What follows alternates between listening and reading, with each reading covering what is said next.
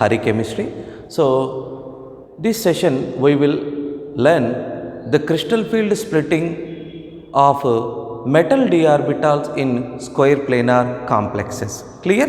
So before we are going to learn the crystal field splitting of metal d orbitals in square planar complexes, but once we will observe what is the crystal field splitting of metal d orbitals in octahedral metal complexes, we will discuss, right? So the crystal field splitting of metal d orbitals in square planar complexes convenient to explain by using octahedral metal complex, because here you can see this is the square planar geometry.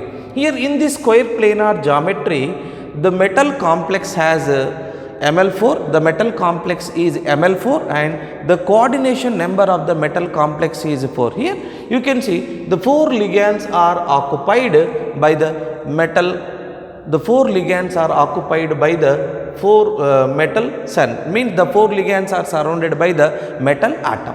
But here you can see there is no ligands, means in octahedral geometry, so we can remove in octahedral geometry, you can see the geometry of octahedral geometry. Here the two ligands are there, so the 2 ligands are there in along the z axis, so you can remove the along the z axis ligands, then it appears as a square planar geometry. So here student, so there is no ligands are present along the coordinate axis z axis, so therefore that is very important. Clear students? Right.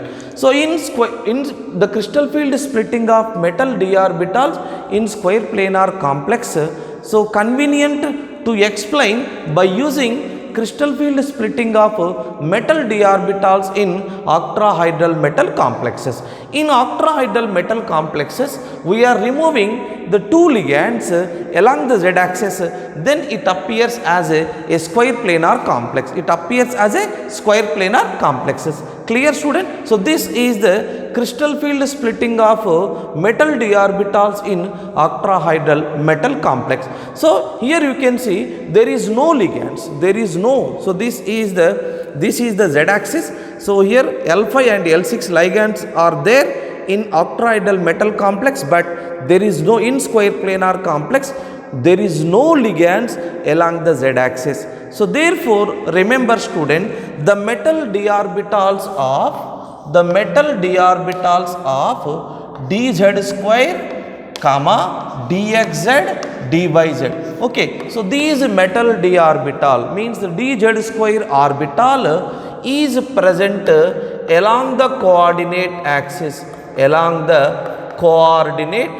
so it is present along the coordinate axis, but these 2 metal d orbitals are present in between the coordinate axis. So therefore here there is no incoming ligand, there is no ligands present along the z axis. So therefore the metal d orbital of dz square has no repulsions, because there is no incoming ligand. So therefore the metal dz square orbital is no repulsions with the incoming ligand. So therefore here the energy is different. So dx square minus y square dz square. So dz square has no repulsion. So due to the reason, the degeneracy of these 2 orbitals is lifted. The degeneracy of these 2 orbitals is lifted. So remember student, so this dz square orbital gets lower energy. So this dz square orbital gets lower energy because there is no repulsions, with the incoming ligand. Okay, right. So dx square minus y square. See student, the ligands are approached to the metal atom along the coordinate axis. So therefore the metal d orbitals which are present along the coordinate axis is dx square minus y square. So these dx square minus y square orbital experience more repulsions with the incoming ligand. So therefore here, so dx square minus y square has greater repulsions with the incoming ligand. So therefore here, so it has it gains the more energy than the remaining all. Clear? So here the degeneracy of these dx square minus y square and dz square is lifted. Clear? Right. So then we will come to the T2G set of orbital. Clear? So dyz and dxz. So this x axis and y axis is associated with the z axis also, but there is no z ligand, but there is no ligand approach to the metal atom along the coordinate z axis. So that's why, so these orbitals experience less repulsions compared to the dxy. So therefore these dxy, these dyz and dxz orbital experience less repulsions,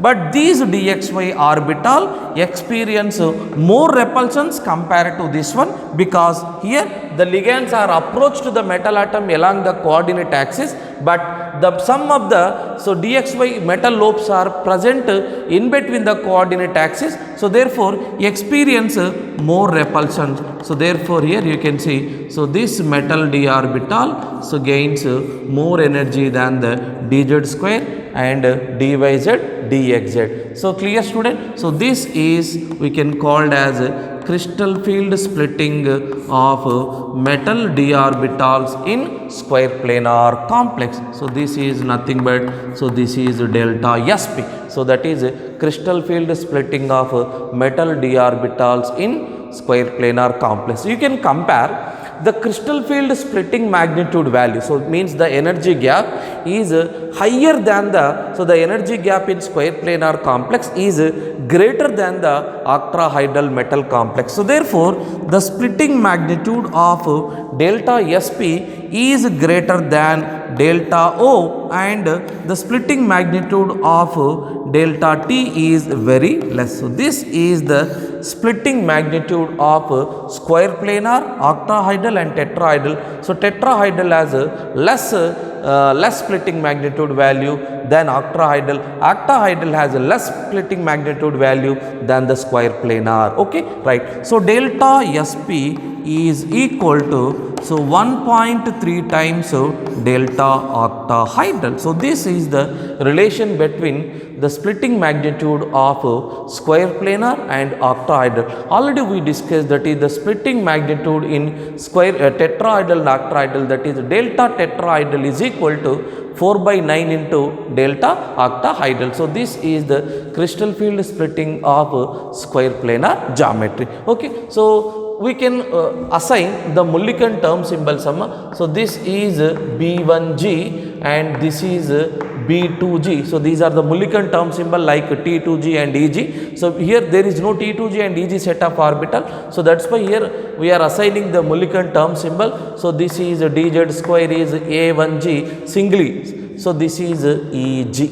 So these are the set of orbitals representing with the Mulliken term symbol. Okay, student. So this is the crystal field splitting of metal d orbitals in square planar complexes. Examples I will write, student. So that is platinum Cl2 NH3. So this is cisplatin. It is used as anti-cancer drugs, and NiCN taken 4 to the power of minus 2, Cu NH3 taken 4 to the power of plus 2.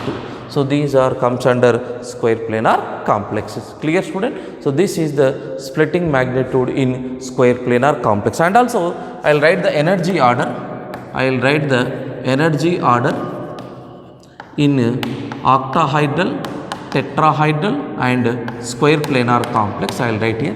So energy order in octahedral metal complex, that is dx square minus y square is equal to dz square greater than dxy is equal to dyz is equal to dxz. Clear? Right. So in tetrahedral metal complex, that is dxy is equal to dyz is equal to dxz greater than, so dx square minus y square is equal to dz square.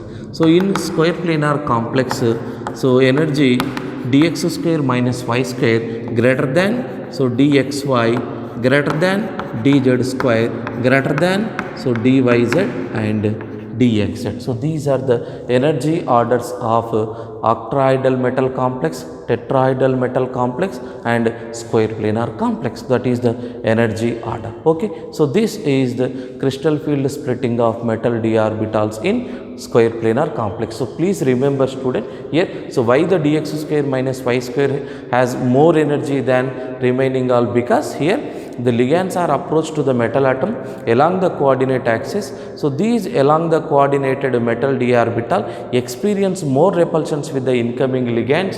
So therefore here the dz square has no repulsion. So dz square has no repulsion. So due to the reason, so dz square is takes place into the lower energy. So therefore the due to the energy difference, so the splitting is splitted, means the degeneracy is lifted. So here also, so dyz dxz, it is associated with the z axis, but there is no ligands are approached to the metal atom. So therefore the energy is difference is here. So due to these energy differences, so the splitting is means the remove its degeneracy. So therefore dxy gets more energy, then this gets lesser energy. Here also I mentioned with the Mulliken term symbol, this is B1g, B2g, A1g and EG. Okay, clear student? Right. Thank you.